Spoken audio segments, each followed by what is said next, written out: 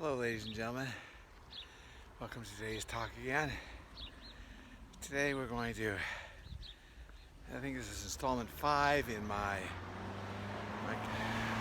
birth of a conspiracy theory, where we tackle one conspiracy theory a day. And today I'm going to tackle COVID-19 slash everybody's got to get boosted and vaxxed, right? Anyways, I want to tell you a little bit about my experience, and again, it'll probably get pulled by YouTube. I hope not. I hope they've relaxed a little bit on that, but I tell you, I had one video pulled for misinformation by quoting an NIH article on the validity or the effectiveness of the vaccinations. I was just quoting an article. That was misinformation. Hopefully we're beyond that, or beyond that nonsense. But I'm gonna go back about 10 years when I had my last vaccination that was required by Delta Airlines to fly to Africa. It was the yellow fever vaccination, and it made me so ill that I vowed never to have another vaccination. This is way before COVID-19, but I already made up my mind. Never again, never again. And also, our whole family tends to be that way. And so when COVID, the vaccinations became available, it was not even didn't give it a second's thought. It was no for us, right? But a little while into it, I caught COVID one time, the first time, fairly. It was a mild. I mean, I had like a mild flu symptoms for a day or two, and I lost my sense of smell and taste. That has slowly started to come back. Then I think I got it again, a mild case, whatever. But into this, we started hearing about ivermectin and hydroxychloroquine. Was that what it's called? Hydroxychloroquine. And these alternative methods that were becoming, were getting a lot of good press. And the first time I went to the pharmacy at, I think it was Walmart, and I had to have a prescription, but I got it no problem. And I got the prescription by an online doctor, right? And I got it no problem. And I only got like a small, dosage, like maybe 20 pills or something ridiculously low. Still all they would allow me to buy, right? And then a couple weeks or a month or so later, I don't think I got it. Oh, my son-in-law and daughter got COVID, and they were having a little bit of a harder time than we had with it. So I went and tried to get a prescription filled, and it was so bizarre. I took a doctor's prescription, and they would not let me. They would ask me strange questions like, "What's this for?" If it was for COVID, they were not to allow it. What? So here we had the government step in and scare the pharmacists and the doctors that they would lose some kind of licensing if they did this. It scared me so much. It felt like I was stepping into the Soviet Union or something like that. And the Soviet Union is probably not even this bad anymore. So telling you, somebody decided that they were going to make the decision for us, and for our doctors, and for the pharmacists. And I think I had one local pharmacy that was geared up to give me some ivermectin if I wanted to pay their ridiculous price for it. But anyways, it really scared me. It's like, what country am I living in? It scared the bejesus out of me, so to speak. The disease didn't. The government did.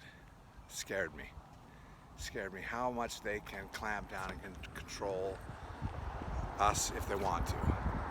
And they're not interested in saving lives. They're interested in driving everybody to these vaxes to put money in the pockets of, I don't know, Fauci, I guess, or whoever. It's just so strange. It was, and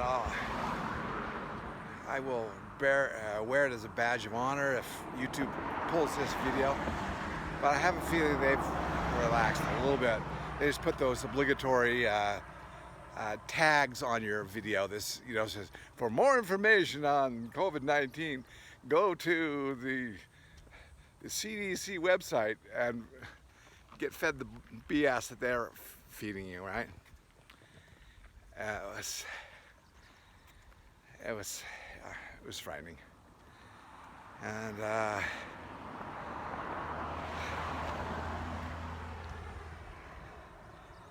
And anyways, it kind of ruined my life. I mean, in a way.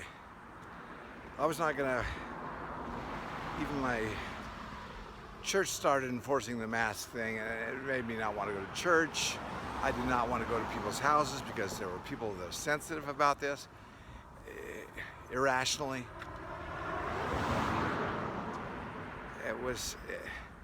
It ruined our social life. Let's put it that way. And it drove a wedge between me and a friend at church who was a great friend, and still is. But we had differing opinions on this thing, and I'm telling you,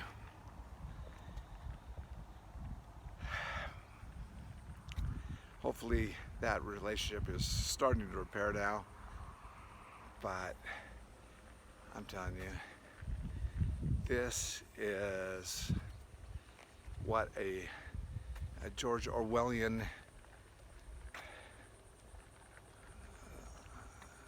that book was so prescient. I was just amazed. That is so scary. It is so scary how bad government can destroy a country in like no time. And I think we're going to bounce back. There's some hope. There's some hope on 2024 election. I tell you, I wouldn't mind.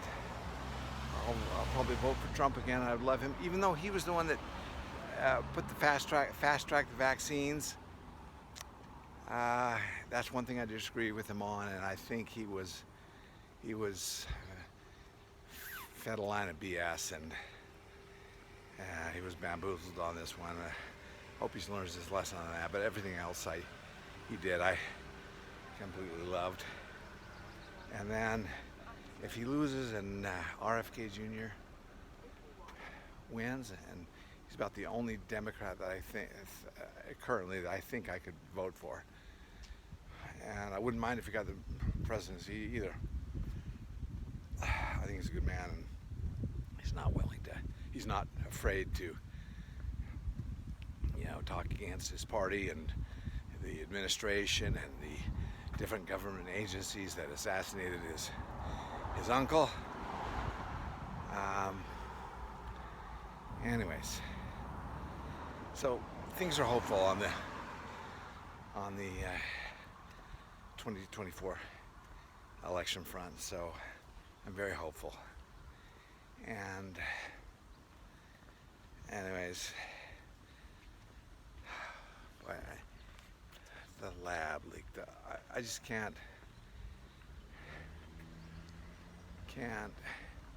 fathom the stuff that our government just tries to control, and the stuff they try to hide. I mean,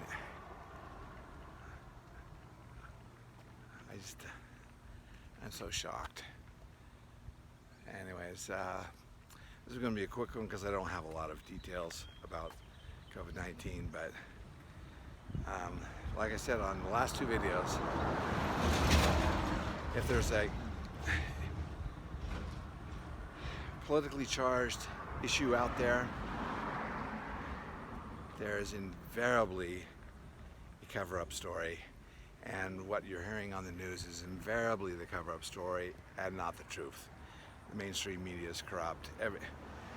Oh, and this goes back to the last video, which I forgot to tell you. I just want to add this. I love Johnny Carson, but when it came to the Warren Commission and trying to uphold that sham and trying to bring down Jim Garrison, the efforts by the government to put Johnny Carson in that situation, it reminds me of a lot like Jimmy Fallon today. He used to like Trump, but you can bet that his contract with his NBC doesn't let him show support for him, and he'll do anything to keep his job, I presume. Same with Johnny Carson. And on the internet, I think you can still see this. Jim Garrison, the only person to bring anybody to trial for the JFK assassination, went on to Johnny Carson. I think the first 30 minutes or so is audio only, but the last 30 minutes is video, I believe. It is so good. Jim Garrison had the audience eating out of his hand, and Johnny Carson was sweating bullets. And Johnny Carson, you could tell, he was assigned to make Jim Garrison look like a fool, just like Trump. Jim Garrison is the Trump of his day. I mean, he's a lot different personality type than Trump, but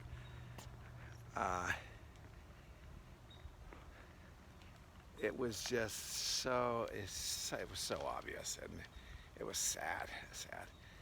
And then, if you get a chance, look at the JFK's rebuttal after, I think it was in response to a hit piece that they did on the nightly news, probably done by NBC, and not even the Johnny Carson episode, which is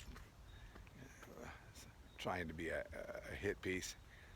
He had 30 minutes given to him as a rebuttal. It's the best television you'll ever watch. I love Jimmy Garrison. He's a hero of mine, and I don't think I agree with him politically on everything. He was a big fan of JFK, and back then, of course, he was a Kennedy Democrat. Today, he would be a mainstream Republican. But now he's a little,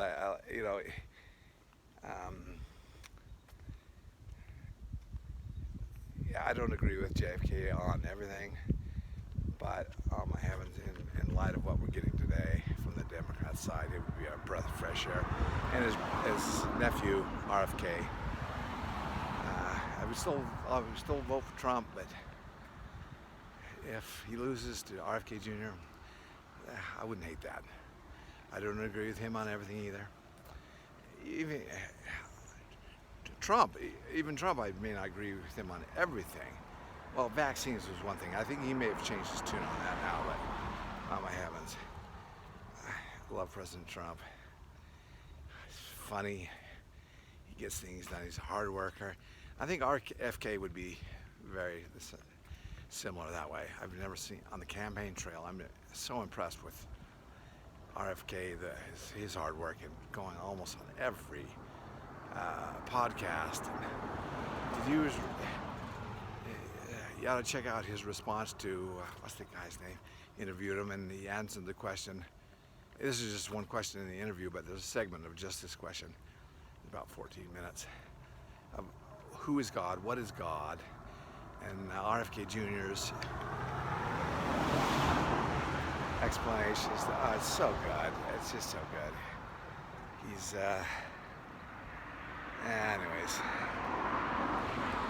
So I'm feeling good about 2024, even though the COVID-19, and I'm sure they've got the next one in the barrel, ready to spring on us, and Bill Gates is probably right behind that one as well. But I think most of us are a little bit smarter now, and they're not going to be able to pull a fast one on us like that. But anyways, that's my video for today. I hope you enjoyed. Thank you. Bye-bye.